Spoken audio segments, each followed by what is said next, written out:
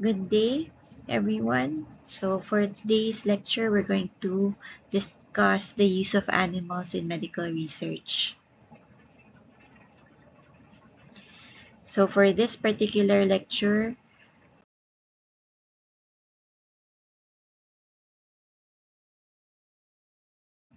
at the end of this, you should be able to discuss the importance of animals in research, determine the ethical responsibilities that are involved in using animals in research, identify methods or strategies for the ethical and humane use of animals in research, and formulate adequate procedures for the ethical use of animals in your own studies, if applicable. So there are a lot of issues when it comes to using animals in research, okay? Especially when it comes to the issue of animal testing, specifically because why are we letting them suffer for things that they don't even need, okay? So as you are familiar with PETA, okay, they are very uh, strong in their message in that they are very much against animal testing or research using animal subjects. Okay? So based on this infographic, it's basically they're telling us that by simply saying it's medical research, we might be able to get away with a lot. Okay? But then again, there's the other side of it. Okay?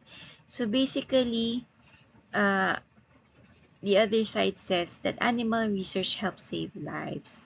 In that, instead of experimenting on humans, um, we would experiment or use it on animals first. Okay.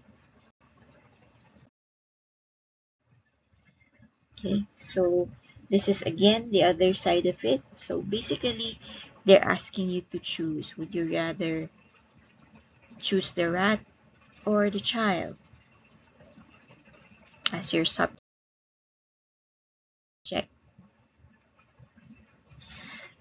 But then Mark Twain said it best. Okay, so when he said, I'm not interested to know whether vivisection produces results that are profitable to the human race or doesn't. The pain which it inflicts upon unconsenting animals is the basis of my enmity toward it, and it is to me sufficient justification of the enmity without looking further. So he was against animal research, particularly because it benefits only one race, which is the human race.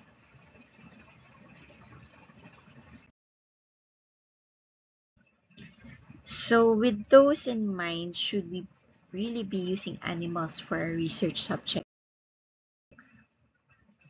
Absolutely no, says PETA, okay, or the People for the Ethical Treatment of Animals organization. Although I agree, animals have rights, they surely deserve to live their lives free from suffering exploitation. And they're not ours to eat, wear, experiment, use for entertainment or abuse. Okay, so this is a very prominent campaign before when they were promoting cruelty-free products. So they used various celebrities, okay, to promote um, against animal testing. Even uh, this particular movement against the use of animal fur as clothing.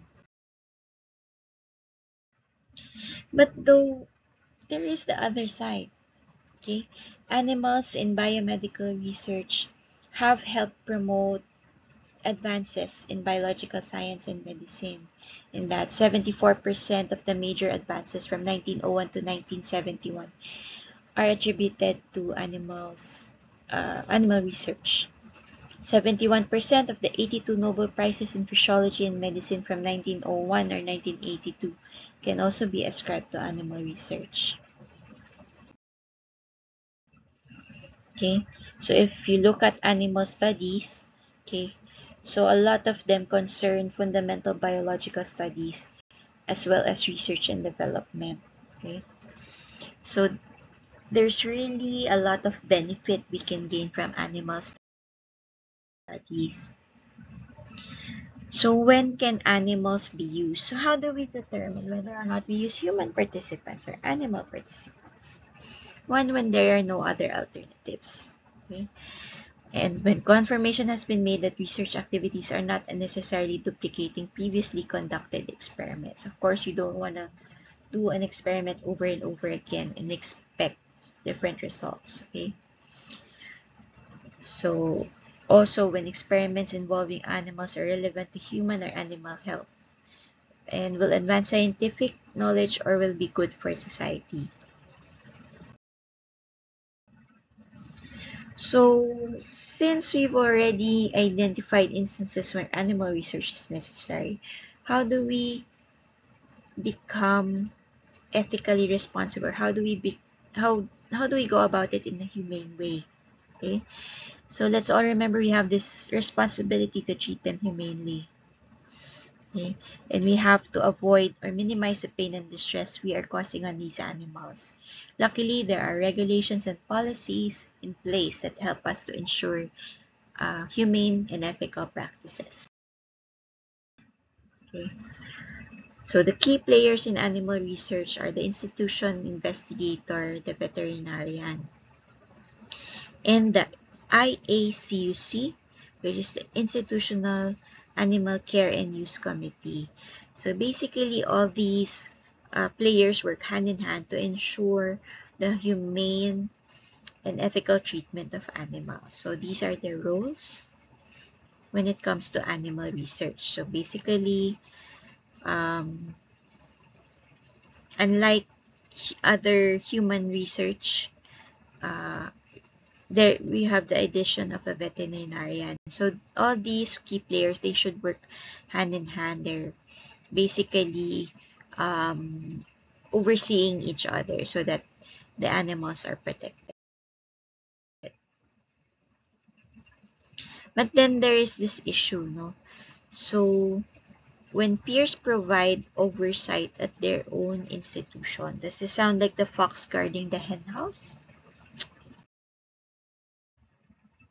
Okay, so in order to ensure there is adequate oversight over any institution using animal or conducting animal research, you have what you call the Institutional Animal Care and Use Committee, okay, which is composed of a licensed veterinarian, someone who has experience in scientific procedures involving animals, so not necessarily a veterinarian, but anyone who is experienced in certain animal procedures, a public member not affiliated with the institution, and preferably with concern for animal welfare, and an additional member to be appointed, provided he or she possesses any of the aforementioned qualifications. So this committee will oversee animal research.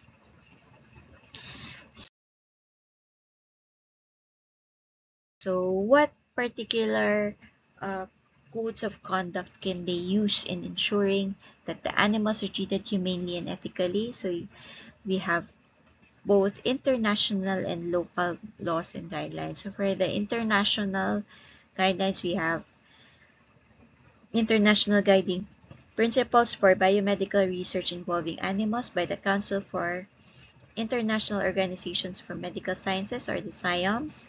And we have the Guide for the Care and Use of Laboratory Animals from the Institute of Laboratory Animal Resources at the National Research Council in the USA. Okay. Locally, we have legislations like the Animal Welfare Act of 1998. We have the circular from the Department of Agriculture Administrative Order number 40, which states the rules and regulations on the conduct of scientific procedures using animals. And lastly, the Philippine Association of Laboratory Animal Sciences, or PALAS Code of Practice.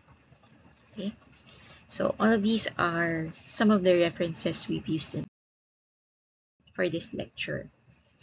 So take note, there are a set of guidelines regulating animal use, and they are available. They are downloadable. Anybody can read them. Anybody can follow them. So when you're doing animal studies, your procedure should be compliant to acceptable standards, and your facility must be registered to the Bureau of Animal Industry. Okay, so any procedures regarding animals should be approved by the Animal Welfare Committee, and please remember that any violation of the Animal Welfare Act is punishable by law. Okay, so when ensuring animal welfare in experiments, you should remember they should be free from thirst, hunger, and malnutrition, physical discomfort and pain, injury and disease. They should be free to conform to essential behavioral pattern, and they should be free from fear and distress. So basically, we should take care of animals even when they are used in our experiments. How do we do this? So there are the three R's of animal research, which are the guiding principles for any study employing the use of animals. So we have reduction, replacement, and refinement. Okay, first R is replacement. So replace the use of animals whenever we can.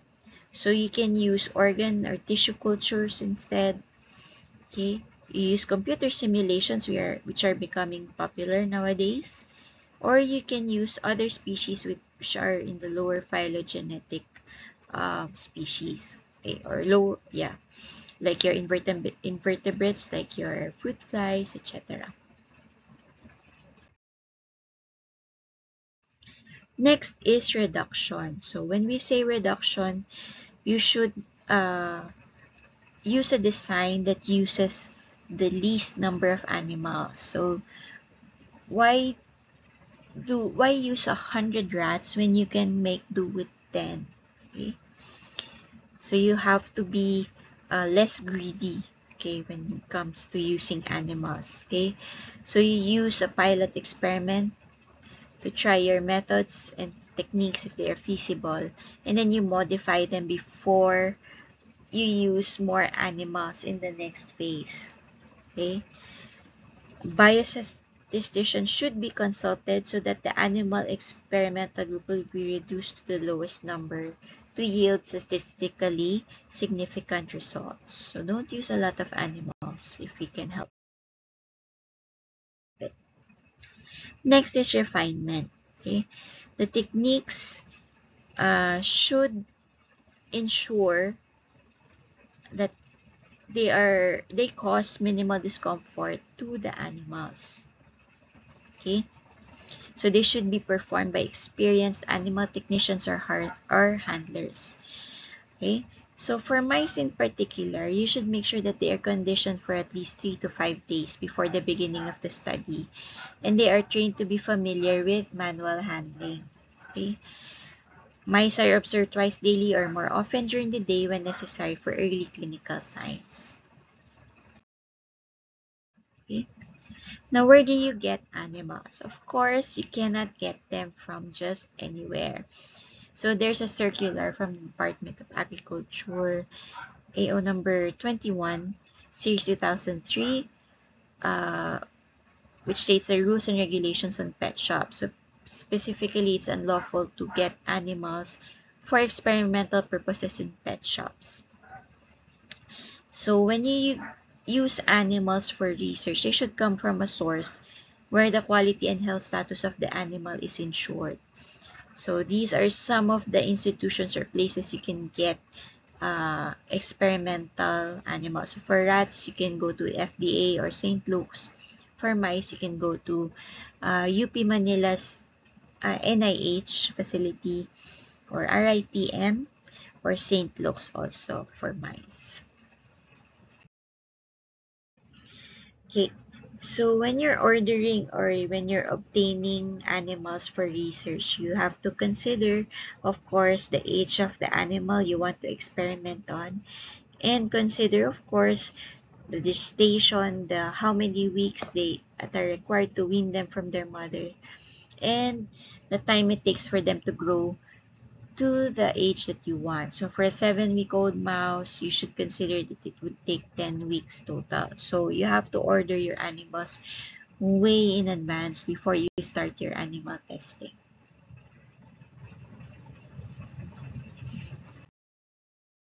Okay? Now, once you get your animals, you should consider that you have to have adequate room temperature so that they will not be stressed. Why are you trying to prevent stress? Of course, you want to be humane about this. And at the same time, you don't want the animal's stress or their condition to affect your uh, trial or study results. So you have to make sure they're comfortable. So the following table presents the adequate or the ideal temperature range for various species of animals used for research. Keep in mind that temperature variations can cause changes in behavior, metabolic rate, and of course, the condition or health of your uh, animal subject. Temperature fluctuation should be monitored and limited to plus or minus 2 degrees of the ideal range, as these changes can affect metabolic processes, including drug metabolism, if more than that. Okay. Now, when you're housing your animal subjects, there are a lot of other factors to consider. So first is the ventilation. Animal housing requires high air exchange rates so as to remove heat, ammonia, carbon dioxide, and airborne particles, as this may interfere with the results of your study and most especially affect the health of your animals. Humidity should also be um, controlled adequately to ensure ideal temperatures. Okay. Next, lighting. Okay. It should be consistent with the diurnal rhythms as necessary. So your lighting should reflect day and night cycle. So you do not just keep them in a well-lit room 24/7. Okay? The intensity of the lights should be monitored and controlled because certain intensities can cause retinal damage to certain rodents. The wavelength should also be monitored and maintained at the ideal uh, level because it can also influence organ weights and estrous cycle length in mice. Noise should also be regulated and monitored as this may induce seizures in young rodents. Okay, and can affect a lot of their physiologic processes such as their food and water consumption, reproduction, blood pressure, immune response, etc. Okay, and of course you have to make sure that they have bedding, that they're comfortable, so that they will not be that stressed. And lastly, you should make sure that they are adequately fed and hydrated. Take note that mice consume at least 12 to 18 grams of food per 100 grams body weight per day, while rats consume 5 to 6 grams per 100 grams body weight per day. Okay? And make sure you give them the adequate diet based on their species. Okay?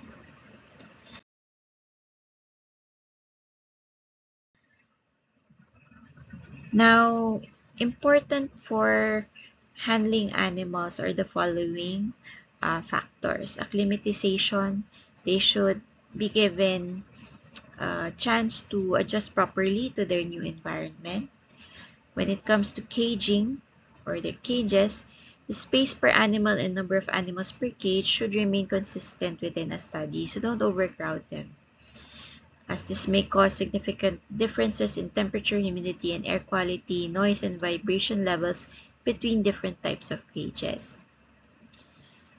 Now, when it comes to handling, if all animals should be handled the same way at the same as the same time of day, okay?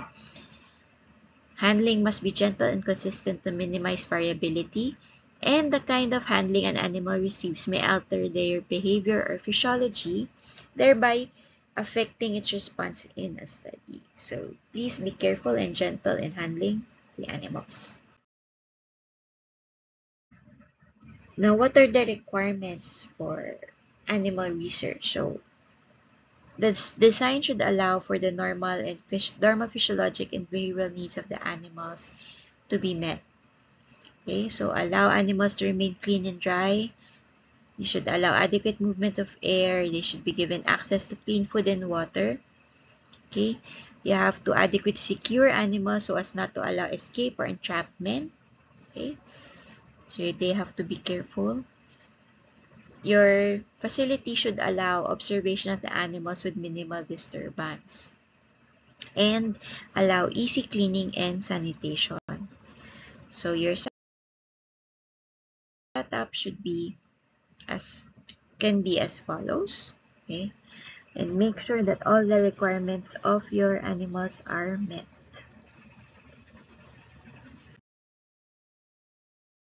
Okay, so how do we detect pain or stress in our animals? Okay, so in this picture, the first one, you can see that the rat has staining under its eye. So this is a common sign of stress in rats. Okay, and the third photo, you see the researcher pinching the animal, okay, to determine skin turgor. Okay, so skin turgor is used to assess for hydration status. So dehydrated animals would often present with poor skin turgor. Other indications for pain or stress are failure to groom, any change in posture and gait, a decrease in their intake, lethargy, or they might be reluctant to move, so they tend to sit or stay in one place. They don't interact with other animals. They present guarding behavior.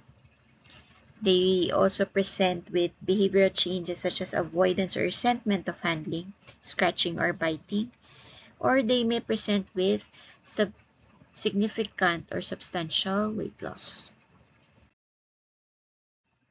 Now let's go to some of the procedures that you may be doing on your animal subjects. So first, of course, is blood collection.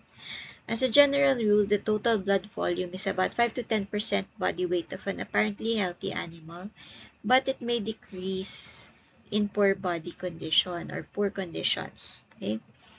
Allowable volume of blood or volume of blood loss is at 1% body weight per collection every 14 days.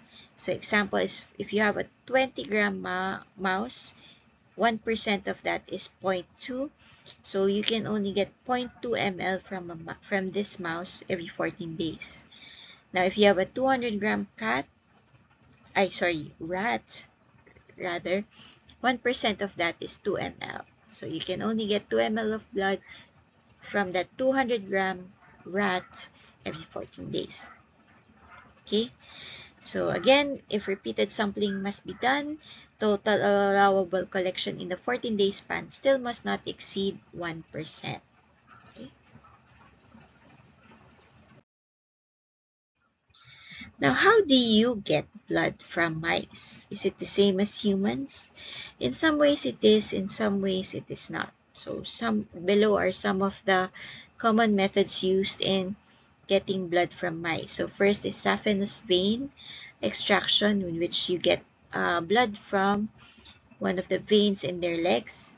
Next is the um, orbital sinus extraction, with which you get blood from the orbital sinus, so near the eyes, I think in the medial canthus. Okay, so which is usually used for experiments requiring large amounts of blood.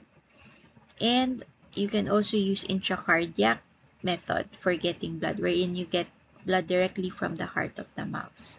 Take note that most of these procedures involve anesthetizing your subject so that they feel less pain. Okay. So first, let's look at the retroorbital or the orbital sinus extraction. So let's look at this video.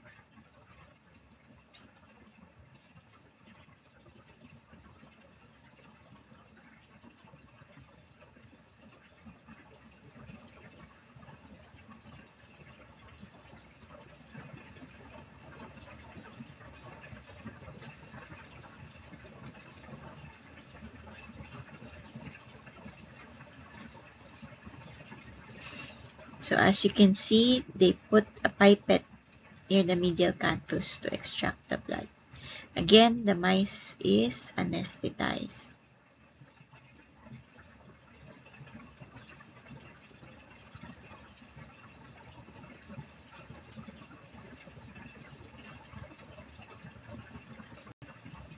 Okay, so basically they inserted the pipette here in the medial canthus to get access to the retroorbital sinus of the rat.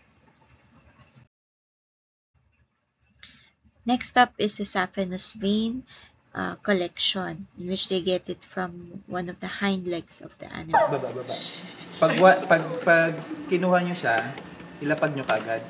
Huwag nyong hayaan na naka-suspend sa air. Okay. Tapos, Amoy niya isa. Yun. Kuwasan mo siya agad. Dapat, yung paghawak namin, dapat siya, horizontal. Hindi po pwede. Yung bottle. Pag ito yung naghawak po, pamutan niya. Pwede namang horizontal. Diba? Yan mo kagad dito. Hawakan na. Dito na siya. Dito. Okay na po, sir. Okay. I-release ulit. I-release mo. Tapos, Ulit, sorry. Nagpupupo pa siya in the process.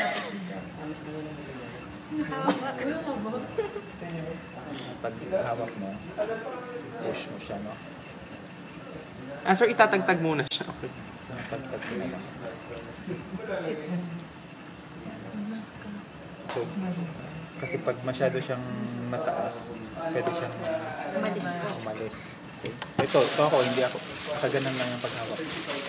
Huwag mong ganun.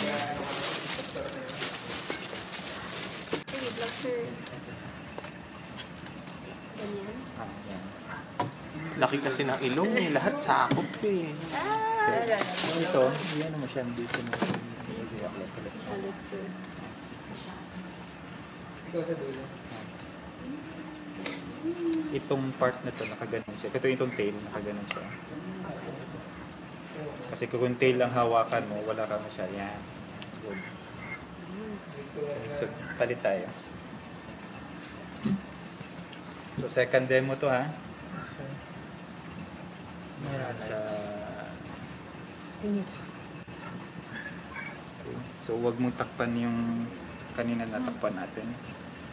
Ako lang hawak muna. Slide. So, ulit. Ako na nga, layo.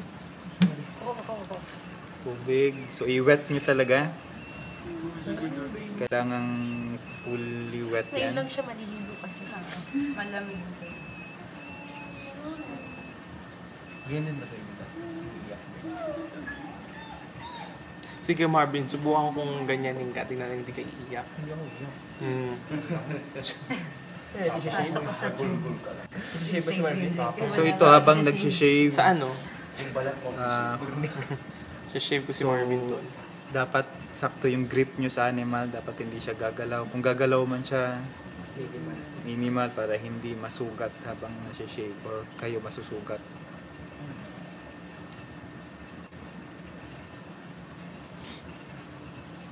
Intense yung ano mo ah. Ano? Panood yung book mo? Ay, ano ba? Hindi, wala.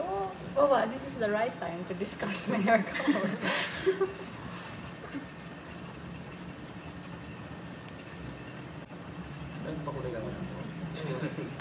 Kita na kagad, no? Para matapos ang usapan ko. So, imagine kung mice yan. Sigurado ko namin patuyuin muna yung alcohol. Upload na, sir. Hindi na. Linisin mo na. So, disinfect. Upload na, sir. Tapos, may Ay! Ay, ay. Okay. sodium jelly. Use your pinky. So, shave, disinfect. Marvin, baka masinghot mo naman ka. Sige, upload. Oo. Meron ba? Ayun. Gano'n, laki. Meron. Ay, mas malaki to. Susugot ay na. AJ naman. It's there. Over So antayin nyo talaga na magpakitagal. Parang eternity. Wag kayong mag-break unless talagang na-visualize nyo siya ng maigi.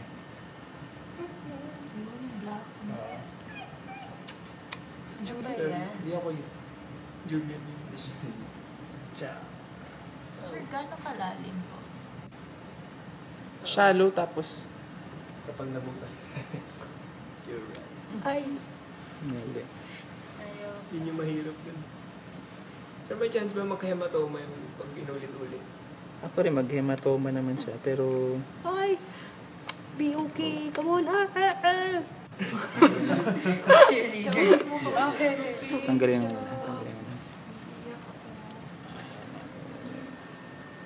Pala to ni Irene. Irene, umiyak ka pa? Okay ka lang? Sige. Breaths are only. That's our friends. Sino? Sino sila? Kami. Ha? Kayo nila Anton? Hindi, kami ni Mish at Kasi saka ano ni... yun eh. Siya kami nilalaro nun, sir. Supervise na lang kami. Ha? Supervise na. Kailan? Thursday ko. Yun. Wednesday yata. Wednesday. Bitaw. Kasi nga ganun yun na. Hindi, capillary... Well. Hindi, capillary action yung nag-govern kaya napupuno yung well ng COVID. Sulit lang, sobrang mga 3x1 ano lang. Sige, sinong hahawak para 30 seconds. 30 seconds. Go, Irene. hawakan mo yung leg. Si Irene, iyak yan. Leg leg. Okay, joke. Sige. Start 30 seconds. 1, 2, Irene, na tayo. ready. 5, 6, Sige, ito na lang. 7, Ayan, nagbi-video na to. Marvin, masaya ka na ha. 10, 11, Marvin, pingin ko ng Kaya raw para mas picture ng mabilis ano. ang gagawin nyo, meron lang talaga taga-shape. Production. Production line. Production line. Para Assembly pagpasa sa line. isa. Pareho lang. Picture no? Nung KUB na radio. 21. 21 ka pa. 1,000. KUB radio, di Ang ba? bagal.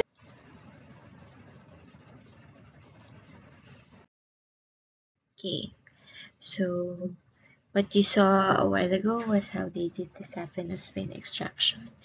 Now, in some cases, okay, you may have to euthanize your animals. So there are again humane ways to do this. So in the table here are some of the methods that are allowed or acceptable. So you can use inhaled anesthetic vapors such as halothane or isoflurane, gases such as your carbon dioxide, although based on literature, the use of carbon dioxide may vary depending on the age of your animal subjects, as the younger rats may need a higher amount of carbon dioxide than most adult rats. Okay. You can also use injectable euthanasia agents such as your barbiturates, chloral hydrate, magnesium sulfate, potassium chloride, or you may use physical means such as your decapitation, cervical dislocation, exsanguination, cervical or cranial concussion. Now, among these methods, specifically the physical methods, there's still some issues with some of them, like exsanguination. It's not widely used, and a lot of researchers do not prefer this method. Okay, so here is a video of your cervical dislocation. So one of the acceptable methods of euthanizing your animal research subject. So in this video, you will see the researcher pinning the mouse's neck on a hard surface and then pulling the tail upward, effectively dislocating the cervical spine of your subject.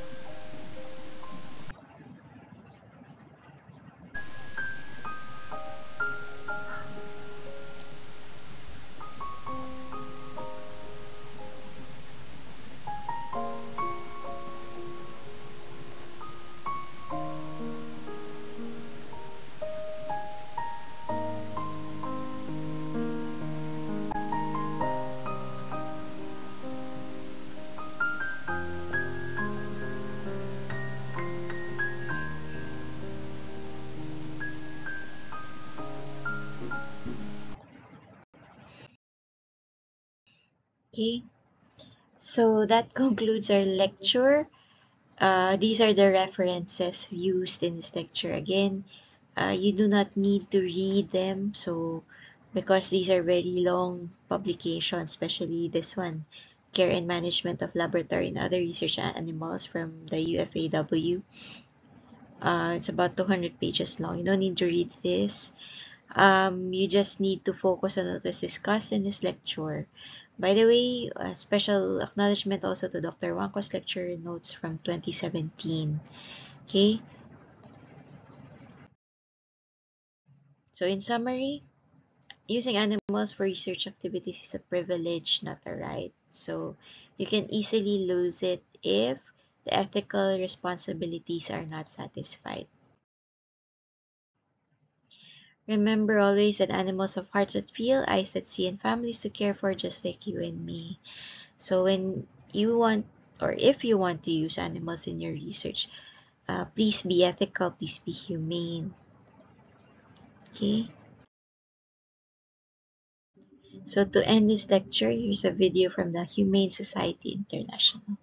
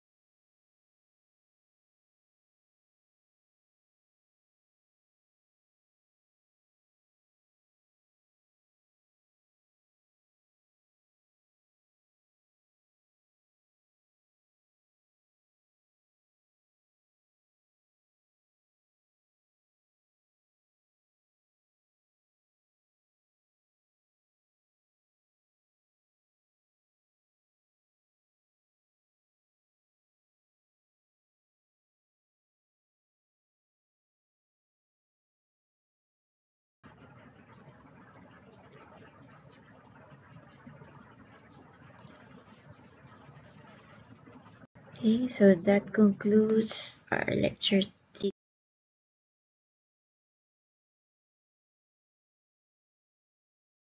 today on animal research or the use of animals in research.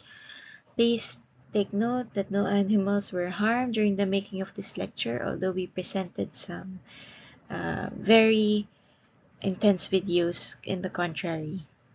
So thank you for your kind attention, and please don't forget to fill up the survey forms for your lecturer. Thank you so much.